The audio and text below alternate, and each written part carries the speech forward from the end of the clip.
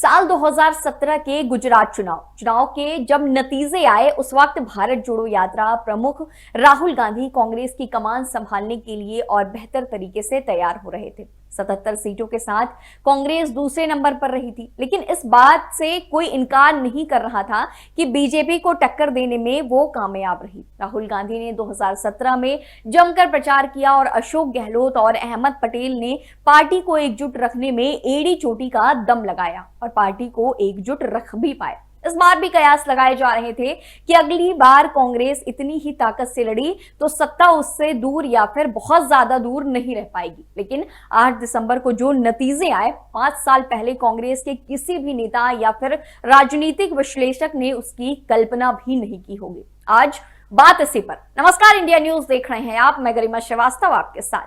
गुजरात में कांग्रेस का ऐसा प्रदर्शन होगा, खुद कांग्रेस के नेताओं ने भी नहीं सोचा था। वो बात और है कि गुजरात देश के प्रधानमंत्री नरेंद्र मोदी का संसदीय क्षेत्र रहा। यहां से भाजपा का जीतना लगभग तय ही था, लेकिन कांग्रेस की इतनी बुरी हार 2024 के लोकसभा चुनाव पर बुरा असर डाल सकती है। गुजरात में कांग्रेस सिमटकर 17 सीटों पर पहुंच गई। वोट का प्रतिशत 30 से भी नीचे चला गया। पहली बार चुनाव लड़ रही आम आदमी पार्टी 13% वोट पाने में कामयाब रही। यहां तक कि 30 सीटों पर आम आदमी पार्टी कांग्रेस को पछाड़ नंबर 2 पर रही। पंजाब चुनाव जीतने के बाद आम आदमी पार्टी धीरे धीरे और भी राज्यों में अपना विस्तार कर रही है। वो बात और है कि अभी इसमें समय लग सकता है। कांग्रेस नेता राहुल गांधी पूरे देश की यात्रा पर निकले हुए हैं। उनकी भारत जोड़ो यात्रा को जनता का समर्थन भी मिल रहा है और इस समर्थन की चर्चा भी हो रही है।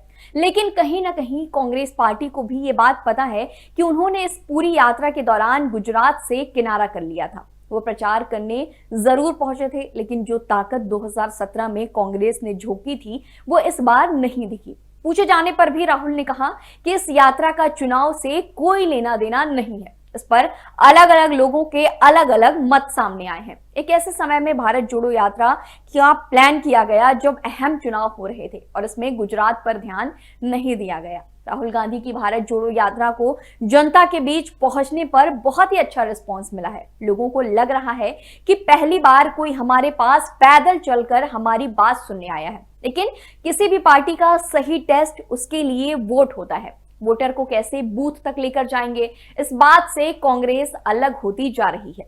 वरिष्ठ पत्रकार ने ये बात कही कि उनका मानना है कि कांग्रेस किसी राजनीतिक पार्टी के बजाय किसी एनजीओ की तरह काम कर रही है। ये यात्रा जनवरी 2023 से शुरू हो सकती थी या फिर गुजरात के रास्ते इसे निकाला जा सकता था, लेकिन कांग्रेस ने ऐसा नहीं किया और नतीजों में गुजरात को नजरअंदाज करने का फल साफ दिख रहा है। कांग्रेस 2017 में 77 सीटें जीतने के बाद अपना मोमेंटम जारी रखने में विफल रही। इसे लेकर एक और पत्रकार कहते हैं कि 2017 में राहुल गांधी आगे से लड़ रहे थे, उस समय अहमद पटेल भी थे। जब नेता लड़ता है आगे से तो कार्यकर्ता भी लड़ता है। छोटे बड़े सभी नेता साथ हो लेते हैं। जब नेता ही नहीं होता तो लगता है कि ये लड़ाई ही नहीं है, वॉकओवर दे दिया गया है। कांग्रेस ने बीजेपी को वॉकओवर दिया और बीजेपी ने इसका भरपूर इस्तेमाल किया।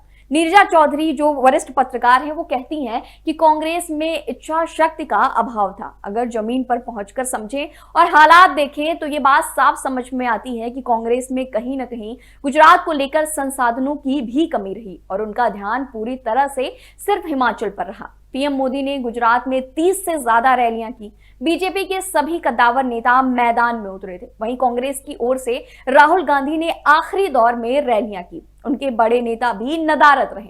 हालांकि हिमाचल में कांग्रेस चर्चा में रही, कई मुद्दों पर लगातार बोलती रही और कांग्रेस के नेता भी वहां दिखते रहे। वहीं कांग्रेस की बड़ी संख्या में हार की वजह कहीं ना कहीं आम आदमी पार्टी भी रही। आम आदमी पार्टी ने वोटों में सेंधमारी की। पहली बार चुनाव लड़ रही आम आदमी पार्टी 13% वोट पाने में कामयाब रही। कांग्रेस का वोट प्रतिशत जो पिछले चुनाव में 40% था, गिरकर 27% हो गया। कांग्रेस ने 2017 चुनाव में 27 में से 15 आरक्षित सीटों पर जीत हासिल की थी। राजनीतिक विश्लेषक कहते हैं कि कांग्रेस का कैंपेन इस बार कमजोर था। कांग्रेस लोगों तक नहीं पहुंच पाई। ये सब उसी का नतीजा है। दक्षिण गुजरात की 35 में से 33 सीटें हैं जो बीजेपी को मिली हैं। उसमें से 13 सीटें आदिवासी थी। बीजेपी ने इनमें से 11 सीटें जीत ली। जीत के बाद पीएम मोदी ने भी आदिवासी समुदाय से समर्थन का जिक्र किया। उन्होंने कहा, आज भाजपा को आदिवासी समुदाय का जबरदस्त समर्थन मिल रहा है। ये भाजपा ही है जिसके प्रयासों से देश को पहली आदिवासी राष्ट्रपति मिली है। भाजपा सरकार ने ऐसे कई कदम उठाए हैं जिसने आदिवासी समुदाय को आर्थिक तौर पर सशक्त बनाने की दिशा में कार्य किया है। सीधे तौर पर समझा जा सकता है कि 2024 के चुनाव में आदिवासी वोट हासिल करने में भाजपा पीछे नहीं रहेगी। हिंदुत्व हमेशा ही गुजरात में अहम भूमिका निभाता रहा है और इस मामले में कांग्रेस बीजेपी की बराबरी भी नहीं कर पाई है और न ही शायद आने वाले समय में कर सकती है। और कहीं ना कहीं गुजरात में जीत का सबसे बड़ा कारण नरेंद्र मोदी की शख्सियत थी। हालांकि महंगाई, बेरोजगारी समेत कई दूसरे मुद्दे थे जिनकी कांग्रेस चर्चा करती रहती है, लेकिन नतीजे दिखा रहे हैं कि नरेंद्र मोदी का जादू इन सब पर हावी रहा और जनता ने हाथ का पंजा नहीं थामना चाहा, बल्कि अपने हाथों में कमल का फूल खिला लिया। हिमाचल प्रदेश में कांग्रेस को जीत तो मिली, लेकिन ये भी नहीं कह सकते हैं कि इससे 2024 के लोकसभा चुनाव में कांग्रेस को बहुत सहयोग मिलेगा। हिमाचल प्रदेश की जनता हर 5 साल में सरकार बदलने पर भरोसा रखती है। हार के बाद अब राहुल गांधी पुनर्गठन की बात कर रहे हैं। उन्होंने इसे लेकर एक ट्वीट किया। अपने ट्विटर पर उन्होंने लिखा, हम गुजरात के लोगों का जनादेश विनम्रता पूर्वक स्वीकार करते हैं। हम पुनर्गठन कर कड़ी मेहनत करेंगे और देश के आदर्शों और प्रदेशवासियों के हक की लड़ाई जारी रखेंगे। कांग्रेस अध्यक्ष मल्लिकार्जुन खड़गे ने हार स्वीकार करते हुए कहा कि लड़ाई विचारधारा की है और इस बार चुनाव में जो कमियां हुई उन कमियों को दूर किया जाएगा। शशि थरूर ने गिनती के शुरुआती रुझान में ही अपना हाथ खींच लिया।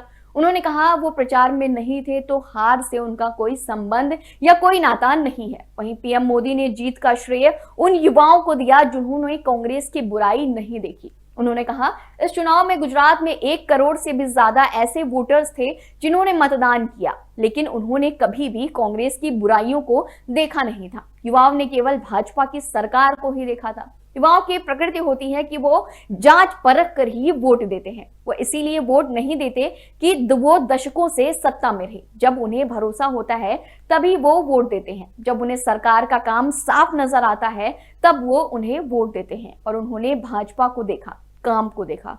खैर, अब साल खत्म होते होते ही गुजरात और हिमाचल के परिणाम सामने आ चुके हैं। इन परिणामों को देखते हुए कांग्रेस और भाजपा यानी कि 2023 में होने वाले राज्यों के विधानसभा चुनाव के लिए तैयारी करेगी। अब आम आदमी पार्टी भी सामने आ चुकी है। फिलहाल इस पार्टी को वोटों में सेंध बांटने की तरह देखा जा रहा है। आगे आने वाले दिनों में अगले होने वाले विधानसभा चुनाव में किसकी कितनी तैयारी होगी ये तो वक्त बताएगा। ऐसे तमाम रिपोर्ट्स में बने रहने के लिए देखते रहिए इंडिया न्यूज। धन्यवाद।